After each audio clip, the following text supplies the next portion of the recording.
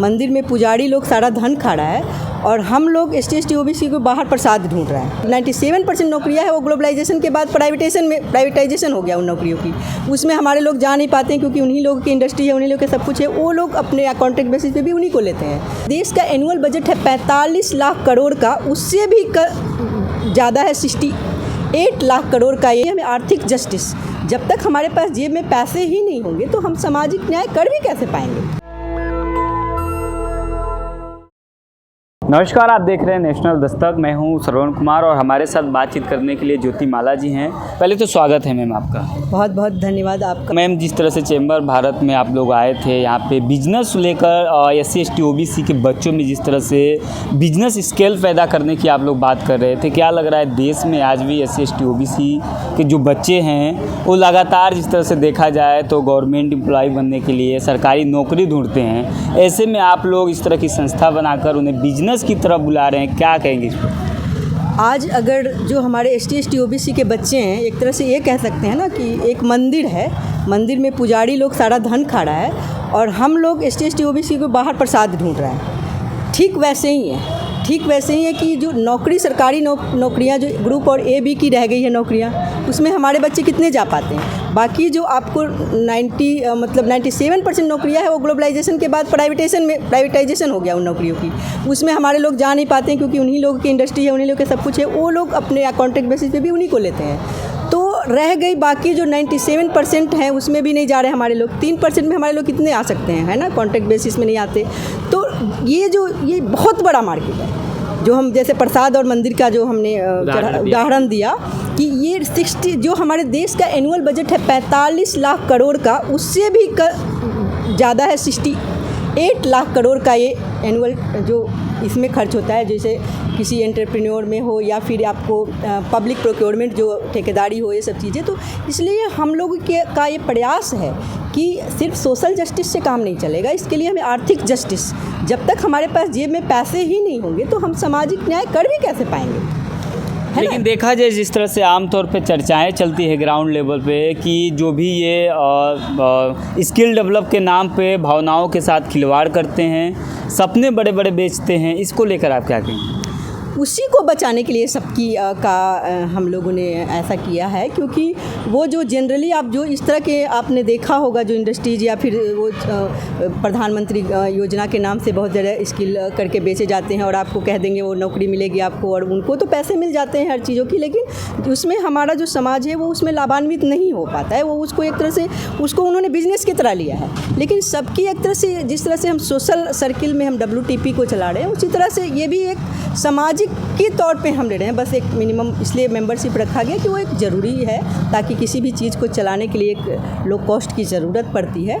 तो इसके लिए अभी कुछ दिन पहले हम लोग लखनऊ में अभी बड़ा आयोजन किया था, इससे पहले पटना में हुआ था। जगह जगह जा रहे हैं जो हमारे ग्रुप के लोग हैं, वो वहाँ पे इस तरह की आयोजन करके वहाँ के लोगों को बुला रहे हैं कि ताकि उनको ट्रेंड किया जाए। और इसमें जितनी ज़्यादा से ज़्यादा और ज़्यादातर इसमें जो भी हमारे लोग जो सरकारी संस्थाओं से जहाँ से लोन प्रोवाइड हो सकते हैं, चाहे CA हो या फिर आपको इसको ट्रेनिंग देने वाले हों, या फिर बिज़नेस के लिए कई बार जगह की ज़रूरत होती है, सब्सिडी जो सरकार देती है उसके बारे में लोगों को अवेयरनेस नहीं है, जानकारी नहीं है। तो उसकी जानकारी हम इसके माध्यम से दे रहे हैं, जितना मतलब एक तरह से पे बैक टू सोसाइटी है ये भी, क्योंकि बिना आर्थिक जस्टिस आज हमारा समाज आप देख रहे हो, जब सारी चीज़ें अब जब उसी में इंडस्ट्रीज़ में ही चली गई है, आपका कॉर्पोरेट में चला गया है और नौकरी में कुछ रह नहीं गया है। अब तो सरकारी नौकरियों में भी पेंशन तक नहीं मिलता। कम से कम पहले ग्रुप C और D के नौकरियों में हमारे बच्चे चले भी जाते थे, अब तो वो नौकरियां उन्होंने जानबूझ के आउटसोर्सिंग कर दी। तो उसमें भी हमारे सवाल ये है कि जो आप लोग स्किल डेवलपमेंट की बात कर रहे हैं, क्या लग रहा है कि जो ये हमारा जो वीडियो है देश के कोने कोने में जाएगा तो जो लोग देखते हैं उनका डिमांड होता है कि स्किल डेवलपमेंट के नाम पे क्या वहाँ पे लोगों से पैसा लिया जाता है, क्या क्या चीज़ें कराई जाती है? इसमें जनरली इसमें कोई भी एक मेंबरशिप तो उन लोगों के लिए है जो जिनका इंडस्ट्री रन कर रहा है। वो एक पे बैक टू सोसाइटी, मैंने बार बार इस बात को जोड़ दिया है कि पे बैक टू जो जिनका एंटरप्रेन्योर है ऑलरेडी रन कर रहा है, वो इसमें जो मेंबरशिप ले करके वो हम अपने समाज को इसमें जोड़ सकते हैं कि आप आइए, उनको हम ट्रेनिंग देते हैं, उनको फ्री ऑफ कॉस्ट में ट्रेनिंग दिया जाएगा। और अभी आपको वहाँ पे भी आपको पता चला होगा कि जो मिनिमम कॉस्ट 10,000 से जो मेंबरशिप है वो एक तरह से रिटर्न नहीं होता है, वो उन्हीं लोग के लिए है जो लोग ऑलरेडी इंडस्ट्री लगा चुके हैं और बन चुके हैं और जिन्हें लगता है कि हम समाज के लिए इतना हम खर्च कर सकते हैं। जिनका बड़ा बड़ा कारोबार है, पे बैक सोसाइटी का नाम इसीलिए दिया जाता है कि जो जिस समाज से आता है, अपने समाज में जो पीछे छूट गए लोग हैं उनको मुख्य पटल पे लाने के लिए पे बैक सोसाइटी की बात कर रही है मैडम। लेकिन एक सवाल है मैम, जिस तरह से डेवलपमेंट की बात किया जाए, अगर कोई किसी व्यक्ति के पास 1 करोड़ 1 लाख रुपया है और उसको 2 करोड़ का इन्वेस्ट करना है, लेकिन उसके पास लैंडिंग नहीं है, ज़मीन नहीं है, उसके लिए क्या प्रोसेस होगा? उसके लिए भी तो अभी जो आप इतने देर तक उसमें बैठे होंगे तो आपको पता चला होगा कि अगर हमारे पास, अगर हमें बिजनेस करने के लिए मान ली कि 1 करोड़, आप बोल रहे हैं 2 करोड़, हमारे पास 1 करोड़ और 1 लाख ही रुपए है, तो ऐसी कंडीशन में 90 लाख हमें किस तरह से वहाँ से अरेंज होगा, उसके बारे में भी हम स्किलिंग करते हैं कि आपको वो कैसे हो पाएगा। या तो अगर उनको लोन लेने में थोड़ी देर हो रही है तब तक वो कुछ ऐसा कुछ इंटरप्रेन्योर छोटा सा लगा लें जिससे कि उनको एसेट उतना आ जाए, और ना ही अगर ना आ सकते तो हम लोग प्रोसेस ऐसे करते हैं उनके।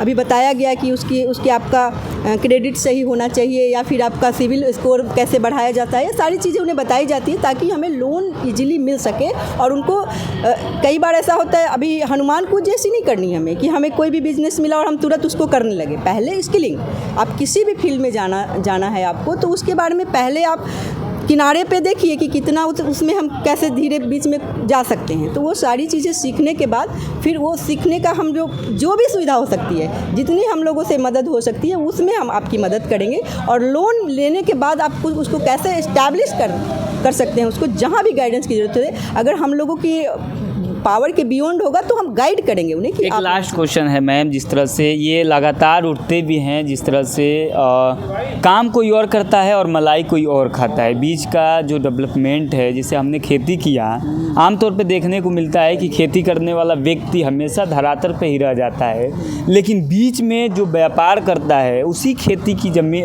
फसल को उसी व्यक्ति को दोबारा पहुंचाता है तो वो अमीर बनता जाता है। इसको लेकर कैसे आप समझें? तो हमारा वही तो अभी उसी बात के लिए तो कहा जा रहा है कि जो अगर खेती कर रहा है तो उसे हम ऐसा ट्रेंड उसी को क्यों ना कर दें कि वो बिजनेस में भी अपना वो बिचौलिए का जो हमारे को जिसको हमें बेचना है उसके और डायरेक्ट जो खेती कर रहा है उसके बीच को कनेक्ट कर दें। और वो जो उसकी स्किल डेवलपमेंट, जिस स्किल से वो ट्रेडिंग कर रहा था, वो स्किल हम किसान को दे दें तो किसान खुद ट्रेडिंग कर लेगा ना, तो उसको लाभ मिलने लगा। फिर ये एक तरह से कृषि भी बिजनेस हो गया ना, फिर वो ट्रेडिंग के सेंस में आ गया तो फिर उसे लाभ मिलेगा, फिर वो आपको घाटे का सौदा नहीं होगा। चलिए, शुक्रिया। Okay, thank you so much. तो ये ज्योति बालाजी थी, जिस तरह से इन्होंने बताया कि आम तौर पे जो गांव में लोग हैं बिजनेस से आज भी घबराते हैं क्योंकि वो टेक्निकल प्रोसेस में नहीं रहते हैं। और एक आपके माध्यम से मैं संदेश भी देना चाहती हूँ कि जिन लोगों को सबकी के बारे में कुछ जानना है और या ट्रेनिंग लेनी है तो हमें डायरेक्ट किसी भी जो भी हमारे इसमें डेलीगेट हैं उनसे आप बात कर सकते हैं। वो डायरेक्ट आपकी मदद करेंगे और वहाँ भी अगर ज़रूरत हो तो किसी देश के किसी भी कोने में जाकर हमें ट्रेनिंग करने की ज़रूरत होगी तो हम वहाँ पहुँचेंगे। ये सबकी का कहाँ सेंटर है, क्या पूरे देश भर में है? बिल्कुल, इसमें देश के सारे लोग जुड़े हुए हैं, कई हर तरफ के लोग जुड़े। अगर हम लखनऊ में गए तो ज़रूरी नहीं था कि सारे लोग यहाँ के गए थे, हम लखनऊ में यहाँ से 3-4 लोग गए थे, बाकी सब वहाँ के लोग आए थे। तो इसका ऑफिस कहाँ है मैम? दिल्ली में। दिल्ली में मेन ऑफिस है। तो सबकी से आप लोग जुड़ें और अपने स्किल को डेवलपमेंट करें। और जिस तरह से देश में SC ST OBC के लोगों का जंगल ज़मीन पर हथिया लिया गया, उसी तरह से स्किल डेवलपमेंट में कॉरपोरेट घरानों का सबसे बड़ा इसमें देखने को मिलता है। आप क्या सोचते हैं, हमें कमेंट में ज़रूर बताइए। शुक्रिया। नेशनल दस्तक की आपसे गुजारिश है कि अगर इसको बचाना चाहते हैं तो नेशनल दस्तक को सब्सक्राइब करने के लिए रेड कलर के सब्सक्राइब बटन को दबाएं, फिर बेल आइकन की घंटी दबाएं। नेशनल दस्तक को बचाने के लिए बहुत ज़रूरी है कि हर खबर को शेयर करें, लाइक करें, कमेंट जरूर करें।